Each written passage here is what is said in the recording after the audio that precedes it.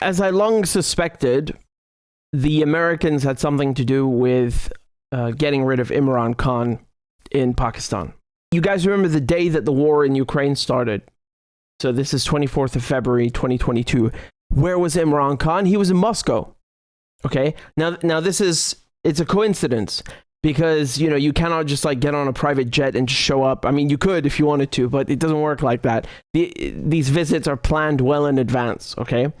But it doesn't matter because, you know, even by that time, it's not only that Pakistan refused to sanction Russia, but him, like, you know, the visuals of him being there physically, standing next to Putin, the Americans really, really didn't like that, and they punished him for it. So now we have proof that the Americans were behind it. And for a long time, Khan himself was saying he has a document, but he was blocked from releasing it, right? So the Americans had made a threat to Pakistan, not directly to Khan, but through one of his diplomats, okay? And this is exactly what Khan had said a year ago, and every single word that he said is true. So he tried publishing this document before, but what happened is they tried accusing him of violating the Official Secrets Act. You know, it's just like lawyer crap to stop him from publishing it. They said because he's the prime minister, he doesn't have the right to just randomly publish diplomatic documents. So the High Court in Islamabad, so in the capital, blocked him from publishing it. And somebody leaked the document to The Intercept, and they published it. And so what it is, it's a transcript, or not a transcript, but rather the meeting minutes, okay? They're the meeting minutes of the Pakistani ambassador to the United States, okay? Meeting with two officials from the State Department, all right? So these two officials are Donald Lu, so he's the Assistant Secretary of State for South and Central Asia, which sounds a bit weird, but you know, the Americans like to carve up the world into parts, and you know, both for the Pentagon and the State Department. So it makes running an empire easier. So anyway, it's Donald Lu, and the other one was Les Figueredo. So he's the Deputy Assistant Secretary of State. Document from the Pakistani ambassador's point of view, okay? But he's still, you know, he's still quoting them correctly and all these things, and it's so outrageous what the Americans are telling him that they actually lodge a formal complaint. But let me just read this to you. So at the outset, Don, meaning the same State Department official, right, who's the Assistant Secretary of State for South and Central Asia, he refers to Pakistan's position on the Ukraine crisis and says that people in the United States and Europe are quite concerned about why Pakistan is taking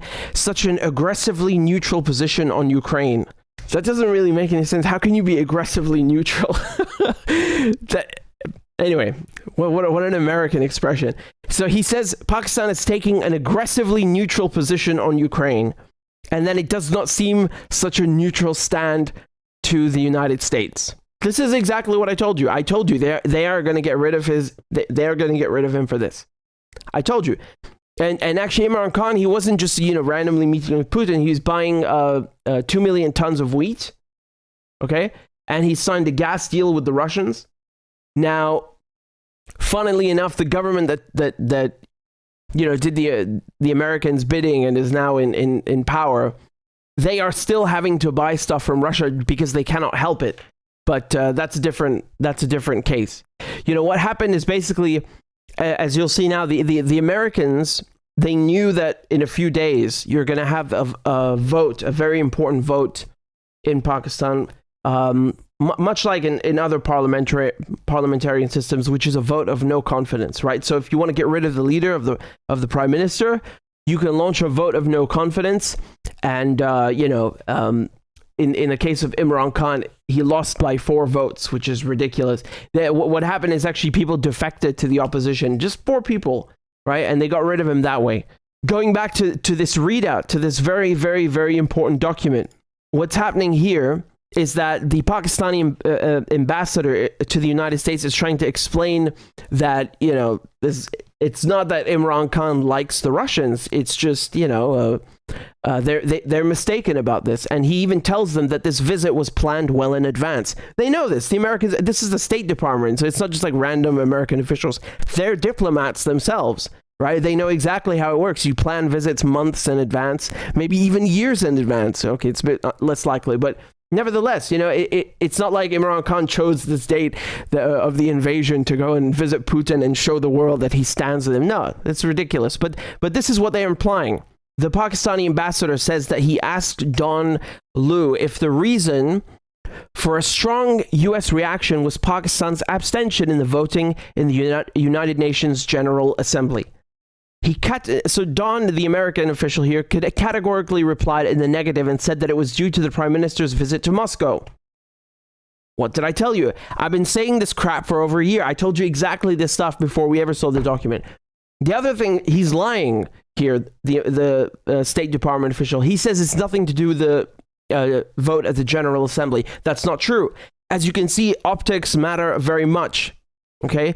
Optics mean a lot and carry weight in politics. That's why they don't like him being meeting with Putin in Moscow. Just like they don't take favorably to seeing Pakistan and other countries abstain from condemning Russia, right? So they're taking a neutral position. The Americans don't see it as neutral. They see it as adversarial, okay? It's, you're either with us or you're against us. Whether that's putting sanctions on Russia or, when it comes to voting against Russia in the UN, if you don't swing our way, then you are not with us. And now we come to the coup. Don tells the Pakistani ambassador, quote, "I think if the no confidence vote against the Prime Minister succeeds, all will be forgiven in Washington because the Russia visit is being looked at as a decision by the PM. Otherwise, I think it will be a tough going ahead." This is like the mob, okay? Now he's threatening the Pakistani ambassador and the Pakistani Prime Minister. This is a threat. I love the fact that it says he paused, right? Like in a movie, he paused and then said, quote, "I cannot tell how this will be seen by Europe, but I suspect their reaction will be similar, meaning our friends are going to screw you too. Make no mistake about that." He then said that, quote, "Honestly, I think isolation of the Prime Minister will become very strong from Europe and the United States." This is the threat. You make sure that Imran Khan does not survive the vote of no confidence, that he is ousted, he's gone, bye-bye. Or else, both the United States and Europe are going to isolate you internationally, which could mean a million things. He doesn't have to go any further than that. It's quite clear that it's a threat. Now the Pakistani ambassador is trying to explain to him that this visit to Moscow has been in the works for at least a few years, and was the result of a deliberative institutional process. When Imran Khan was flying to Moscow, the Russian invasion of Ukraine had not started, and there was still hope for a peaceful resolution. The Pakistani ambassador goes on to say that he pointed out that leaders of European countries were also traveling to Moscow around the same time. Yeah, but European leaders are under US control. Fully. Imran Khan is not. The State Department official even tells him, Don interjected that, quote, "those visits were specifically for seeking resolution of the Ukraine standoff, while the Prime Minister visit was for bilateral economic reasons." They act like it's something bad, The American official here, Mr. Don Liu, acts like it's something bad to have bilateral economic relations with Russia. It's not bad, but for America, yes, it's bad, because as you guys well know, the mantra after the war broke out is that you have to isolate Russia, put sanctions on Russia, right? Pakistan doesn't want that, still doesn't want that. Pakistan can't afford that. Pakistan is not doing well economically, putting it mildly. The funny thing is that Imran Khan was, honestly, I feel bad for the guy for many reasons, but can you imagine being stuck there? When there's a war breaking out, yeah, of course he felt embarrassed and felt like crap, and he even said this, right? He said this in an interview afterwards. He said that it was an extremely embarrassing situation. I find this kind of funny that Putin had time in his schedule to do the meeting when there's a war breaking out. But anyway, you know. So he tries explaining, this is the Pakistani ambassador, he tries explaining to Don that Pakistan is worried how the Ukraine crisis will play out in the context of Afghanistan. Okay, and that Pakistan had paid a very high price due to the long-term impact of the conflict. And Pakistan's priority was to have peace and stability in Afghanistan, which was imperative, okay, therefore to have coordination with Russia and all the other major powers and keeping channels of communication open. Now the thing is that, you know, I published this big thread on Twitter, and I went through this, and what I underscored and outlined here was Pakistan's non-aligned foreign policy. So this is what is difficult to explain to someone like Don, is that they don't grasp this idea of being non-aligned. You know, when you talk about third world, for example, this expression, it somehow developed into a negative connotation. I don't know why, but what it originally meant was that, you know, countries that didn't wish to align themselves with the Western or the Soviet bloc chose a third bloc or a third world, right? And this was the birth of the non-alignment, you know, the non-aligned movement, and the fact that Imran Khan has you know, adopted that is very smart, because he has no other choice, right? Pakistan has such an important position, not just politically but geographically. You know, just in the vicinity and on its borders. You know, it has Afghanistan, it has China. The Silk Road used to pass through here. There's India. So, you know, it's very smart to have a non-aligned and a neutral foreign policy. It's not something that started, you know, with the war in Ukraine. He had adopted this a long time before. But you can't reason with people like Don. The Pakistani ambassador even tells him that Pakistan's position is that countries should not be made to choose sides in a complex situation like the Ukraine crisis. And he stressed to Don the need for having bilateral communications at the political leadership level. And then Don says, "You have conveyed your position clearly, and I will take it back to my leadership." You screwed up, and I'm going to tell my boss. That's what it means. Don tells him that I would argue Imran Khan's visit has already created a dent in the relationship from our perspective. Let us wait for a few days to see whether the political situation changes, which would mean that we would not have a big disagreement about this issue and the dent would go away very quickly. Otherwise, we will have to confront this issue head on and decide how to manage it. So once again, he tells him that if you get rid of Imran Khan, because he's giving him an off-ramp, so to speak, right? He's telling the Pakistani ambassador that we don't view it as Pakistan being the problem. We are willing to accept that it's just Imran Khan. Okay, so that Khan by himself, he was the one willing to forge, you know, additional ties with Russia. And yes, we are you know, very displeased about this. But if you make him go away, so does the dent in our relationship, and all will be forgiven. Right? That's the quote. All will be forgiven. What happens a few days later? Imran Khan is gone. Goodbye. Imran Khan is the most popular politician in Pakistan right now, without a question. The most popular guy in the country.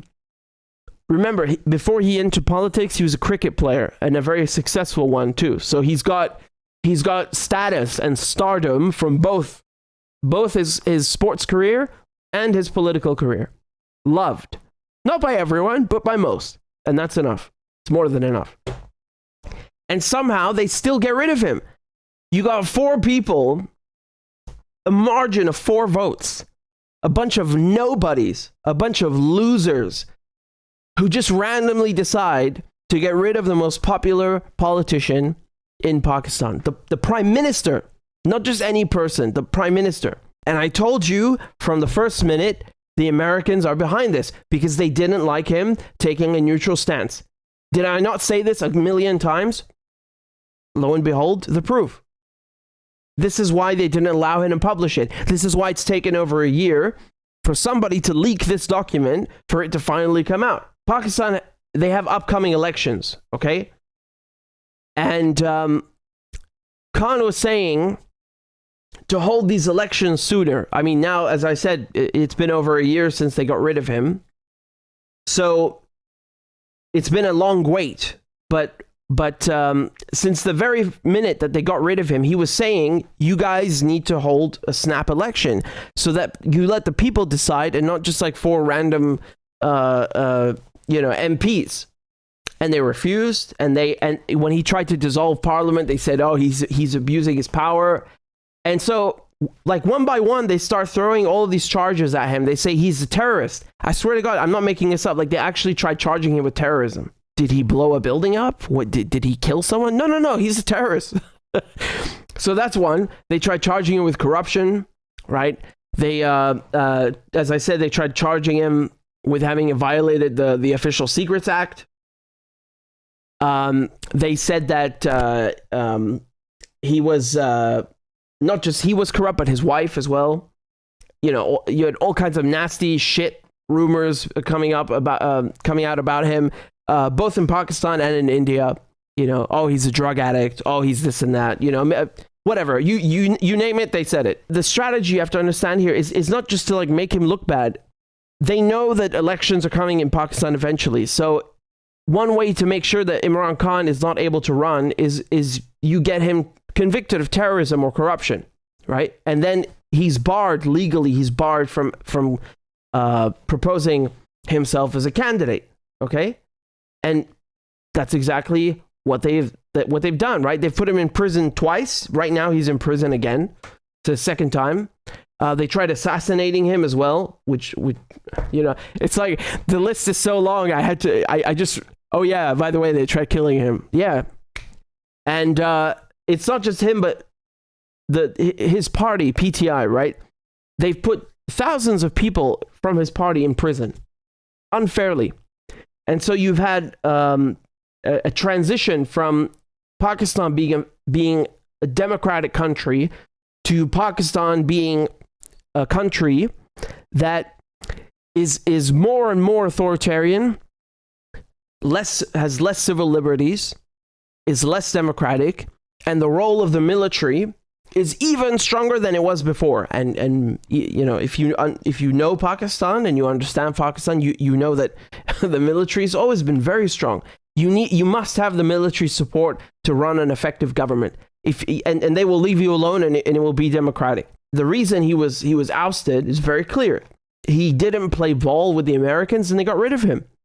The Americans were so offensive in this meeting that I just read out to you, that afterwards, the Pakistanis did what's called a démarche, right? Which is basically a word for a formal protest, right? A diplomatic protest or a dress down. Okay, so what they did is the Pakistani Foreign Ministry lodged a formal complaint with the American embassy, saying that this is outrageous behavior. What are you doing trying to meddle in the internal affairs of Pakistan? Even if there's a vote of no confidence, what do you mean you're meeting with the Pakistani ambassador and telling him you want the prime minister to be removed? It's none of your business who the prime minister in Pakistan is. You're meddling in internal affairs at the highest level possible. Keep in mind, the Americans have always meddled in Pakistan because, Pakistan for them is like, they want it to be, a wild west, or shall I say a wild east, right? It's right next to Afghanistan, as I said. And then with Al-Qaeda, up in the border area, if we're talking about the Khyber Pass and Peshawar, the Americans, the CIA, they exploited this and used this area to finance the Mujahideen, which then led to Al-Qaeda. And, and then when the so-called war on terror came, they killed so many people in Pakistan. That's one of the reasons Imran Khan was sick of the Americans, because they always pretend like Pakistan's a friend, that they're partnered together against Al-Qaeda and against the Taliban. But actually what ends up happening is they just kill a bunch of people that are, and most of them being civilians that have nothing to do with terrorism. And there's, an omnipresent American military, permanent American military in Pakistan. and they're abusing their relationship with Pakistan. It's a lot like what you see, of course, in Africa, right? So you have the French and the Americans pretending like, oh, yes, we're friends, right? So they say this to Niger and Burkina Faso and Chad and Mali, and pretend like they're partnered together against, jihadists. But actually what they're doing is they're just creating an excuse to put their bases there and stay there forever, right? So Imran Khan was very aware of this, and this is another one of the reasons they don't like him, because he wasn't anti-American, not in the least, but he understood the value of his country, and he didn't want to be disrespected. He wanted sovereignty, okay, and that's too much. You cannot have sovereignty. Every Pakistani prime minister in history, not one of them has completed their term. For one reason or another, they either get, removed from office or assassinated. But for one reason or another, not one of them has been able to complete their term, which I think says a lot. And it's a shame, because Pakistan can be a very great country. I lived there when I was a boy for a few years, and it's a very, very nice country. And, the guy's biggest crime is that he went to Russia to get wheat for his people and signed a gas deal for his country. It's just a guy, he's just looking out for his country's interests. That's it. There's nothing more to it. He's not pro-Russia, he's not anti-Russia, he's not pro-America, he's not anti-America. He's pro-Pakistan. That's it. Just like he just wanted to look out for his country. And of course the Americans, they that doesn't sit well with them. Between the time that he was removed from office, I'm talking about Imran Khan, and now, where he's in jail now, he must have held I don't know how many rallies, and I've shown you videos of these rallies. You have so many people coming out, whether he's in Islamabad or he's in Karachi or he's in Peshawar or he's in Lahore, wherever he goes, he gets these crowds that I don't think a single person in America or in Europe, not a single Western politician, could whip up crowds like that. This guy is so popular, and they're just trying their absolute best, their utmost, to make sure that he's not only removed from power at the behest of the Americans, but that he cannot return. So they play dirty. When it comes to Imran Khan, this thread that I did, I'm glad it did so well, because I want people to see the truth, right? It's because it's frustrating when you see something so unfair like that, and the media, they're not going to talk about it. BBC and Sky News and so on, they'll interview him, and the guy was like, I mean, it's so difficult to even summarize the story, because a million things have happened, right? Like one moment he's under house arrest, the next he's not, the next he's in prison, the next he's out of prison, now he's back in prison, then someone tries to shoot him, then his advisors are imprisoned, his protesters are imprisoned, some of them are brutalized, but they'll interview him, and you get the sense that the situation is bad and it's dire, but they won't touch on the catalyst. Like, who sanctioned this? Who started this? Who is behind the fact that he is in this situation? It's not like, oh my God, he was so unpopular and so incompetent that he was removed from power and like some mad king because he just wasn't fit for the job. No. The United States engineered a coup because they didn't like his neutral stance on Ukraine.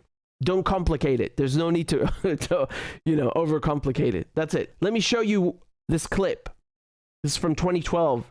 Julian Assange interviewing Imran Khan and talking to him about what I just mentioned, with how the Americans are exploiting Pakistan, using and abusing his country as a giant base for their so-called war on terror. Let's move on to the US. Tell me about this assassination of Osama bin Laden in Pakistan. What was the feeling in Pakistan? That the ISI was hiding Osama bin Laden, that they are incompetent?